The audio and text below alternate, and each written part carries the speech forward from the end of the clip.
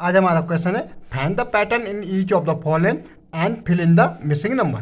ठीक है, हमारा पैटर्न क्या है 1 4 7 10 13। हमें देखना है इनमें गैपिंग किसका है। अगर मैं 4 से 1 माइनस करूँ तो हमारा कितना बचेगा 3, इसका मतलब 3।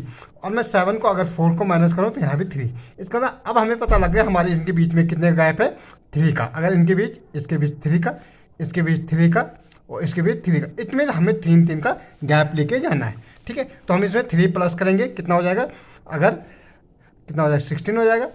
इसमें हम 3 प्लस करेंगे, कितना होगा 19 हो जाएगा।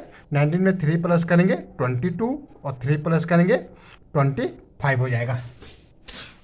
ओके, ऐसे हमें यहाँ देखना, यहाँ 2 है, ये 4 है, ये 6 है, 8 है, 10। मीन 2 की टेबल चल रही है, 2 2 या 4, 4 2 या 6, 8 10। तो हमें क्या 12 14 16 18।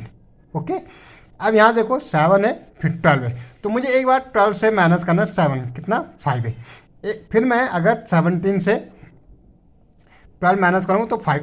अब मुझे पता लगा इन दोनों के बीच कितना गैप है, 5 है, यहाँ भी 5 है, तो ये भी 5 का है और ये भी 5 का है। अब मुझे 5 का लेके चलना है, कितने का 5 का। तो क्या हो जाएगा 27 में अगर 5 प्लस करेंगे तो 32 हो जाएगा। 32 में 5 प्लस करेंगे 37 हो जाएगा। 37 में 5 प्लस करेंगे 42 और 42 में 5 प्लस करेंगे 47।